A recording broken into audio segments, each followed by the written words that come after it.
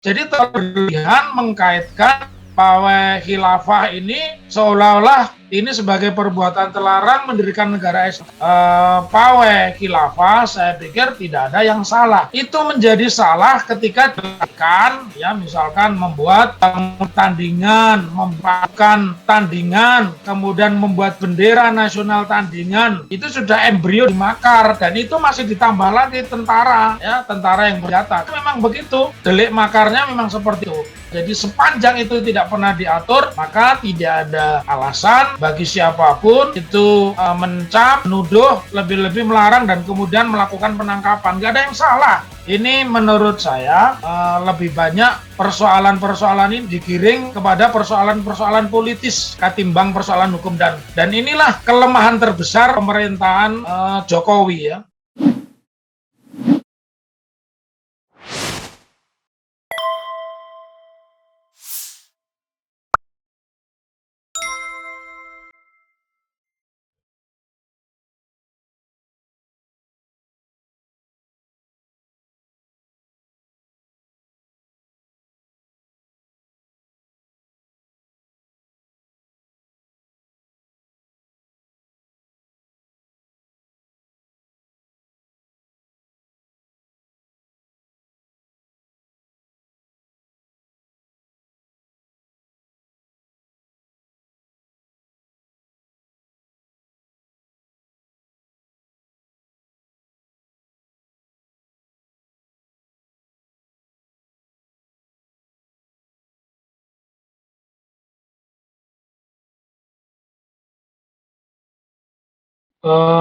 Pertama, saya melihatnya ini sebuah kelatahan, ya, kelatahan dalam arti kata bagian dari Islamophobia, ketakutan adanya kekuatan Islam.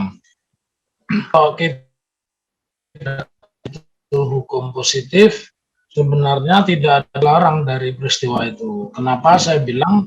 Karena hukum positif itu ayat 1 KUHP yang kita kenalnya sebagai Kitab Undang-Undang Hukum Pidana tegas mengatur bahwa asas legalitas itu berbunyi dia pidana tanpa kesalahan berdasarkan aturan yang sudah ada sebelumnya. Itulah yang kerangkanya yang disebut sebagai hukum positif.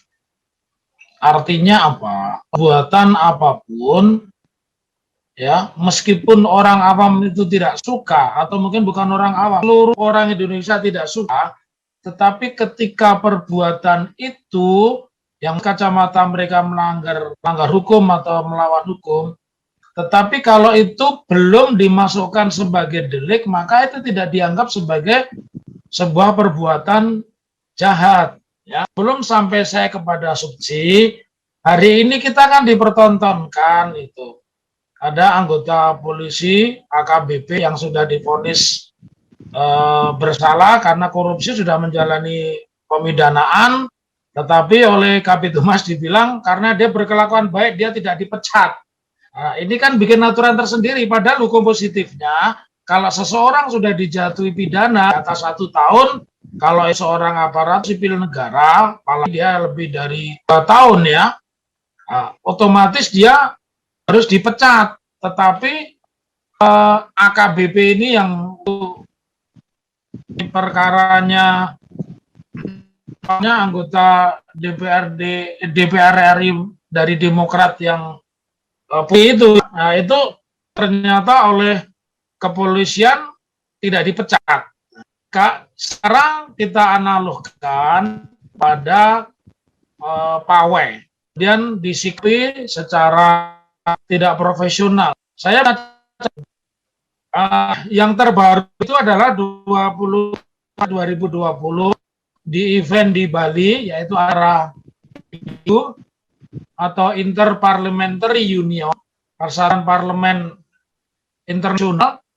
Di situ 2 anggota L itu hadir, otomatis anggota desinya hadir, maka dikibarkan bendera Israel. Nah, sementara dari kita ini bebas aktif, artinya kita tidak mendukung siapapun, dan pembukaan Undang-Undang Dasar kita bahwa di pembukaan itu di Indonesia ini terus kerajaan di atas muka bumi.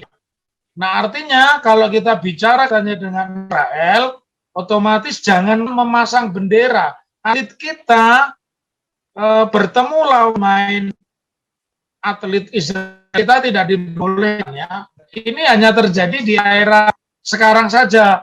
Jadi pada tanggal 24 Maret berkibar di Bali dan itu tidak menjadi masalah. Lalu kita mundur lagi 19 Mei 2018 semua orang di Papua itu bendera Israel berkibar. Pada saat itu alasan Kabid Humas Polda Papua saja, tapi kan maka ini menjadi sebuah pertanyaan.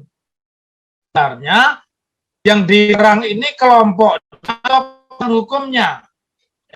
Kalau kita menganut pendekatan hukum positif, artinya hukum yang berlaku, maka yang dilarang itu buatannya, tidak melihat siapapun pelakunya, tapi buatan itu harus dilarang. Maka menjadi sebuah keanehan ketika pengenalan khilafah itu menjadi salah dan kemudian diinstruksi seolah-olah ini sebuah kejahatan ya. Nah, kalau saya sederhana saja, kalau memang pendekatannya hukum positif, selama tidak ada larangan mengibarkan bendera khilafah, berdiskusi khilafah, setahu saya yang dilarang di Indonesia ini mendirikan negara Islam. Ya, itu yang dilarang. Kemudian yang kedua melakukan pemberontakan atau makar, merencanakan pembunuhan terhadap presiden dan wakil presiden. Ya, jadi pasal-pasal itu jelas diatur di pasal 107 hingga pasal 112 KUHP tentang makar.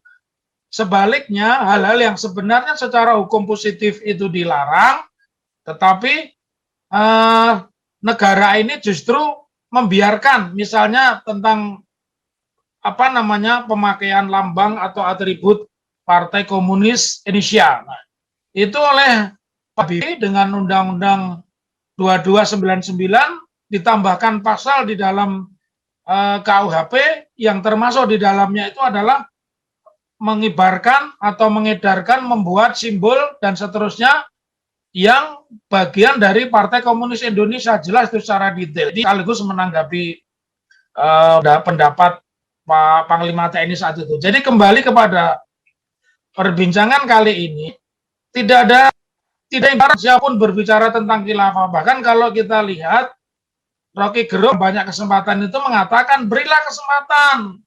Bagaimana Islam ini berikan Indonesia? Apa seperti itu sebuah makar? Tidak. Jadi terlihat mengkaitkan pawai khilafah ini seolah-olah ini sebagai perbuatan terlarang mendirikan negara Islam. Kalau itu dilarang ya mestinya yang pas 19 Mei 2018 juga larang, pertemuan di Bali IU 24 Maret 2022 tentu juga dilarang. Kalau tidak dilarang, ya makin menguatkan bahwa negara ini sebenarnya tidak lagi pendekatan hukum, tapi pendekatan kekuasaan. Artinya hukum itu dikengkangi oleh kekuasaan. Negara yang modern itu semua negaranya dalam arti masuk di sini adalah negara, maka katanya itu yang konstitusi atau undang-undang tercantum dimanapun, apakah peraturan pemerintah ataukah keputusan presiden, ya itu dijadikan pedoman. Jadi kalau selain itu tidak ada masalah ya juga sama halnya ketika hari ini saya mengatakan presidennya digantilah tidak mampu. Saya tidak bisa disebut makar, ya kan memang dapat masing-masing individu itu dijamin. Jadi dalam konteks pawai khilafah saya pikir tidak ada yang salah. Itu menjadi salah ketika dilakukan, ya misalkan membuat tandingan, membuatkan tandingan, kemudian membuat bendera nasional tandingan, itu sudah embrio dimakar dan itu masih ditambah lagi tentara. ya tentara yang bersenjata. Memang begitu, delik makarnya memang seperti itu. Jadi begitu Ustaz Ahmad ya, di pasal 107A jelas ditambahkan oleh Pak Habibie tentang larangan PKI, dan itulah yang sebenarnya menjadi panutan kita. Jadi sepanjang itu tidak pernah diatur, maka tidak ada alasan bagi siapapun itu mencap, menuduh, lebih-lebih melarang dan kemudian melakukan penangkapan. Nggak ada yang salah. Mau diletakkan di pasal apa, ya? Diletakkan di pasal apa? Memberontak, karena memberontak itu harus punya tentara, memberontak itu harus menentang pemerintahan, memberontak itu harus menjadikan negara ini tidak bisa menjalankan fungsinya secara benar. Nah, kalau pawai bendera khilafah, di mana salahnya gitu? Itu Ustaz Slamet. Jadi ini apa namanya? Ini menurut saya lebih banyak persoalan-persoalan ini digiring kepada persoalan-persoalan politis ketimbang persoalan hukum, dan inilah kelemahan terbesar pemerintahan Jokowi ya. Jadi pemerintahan Jokowi ini hukum itu tafsir tunggal, dan celakanya yang boleh menafsirkan itu kalau bukan kelompoknya mereka, juga secara institusi hanya polisi. Maka selalu berulang saya katakan, polisi di Indonesia ini polisi yang unik, karena di Indonesia ini polisi menjadi hukum. Maka saya menyebut polisi hukum hidup. Jadi undang-undang yang tidak bisa berfungsi pun di tangan polisi menjadi berfungsi.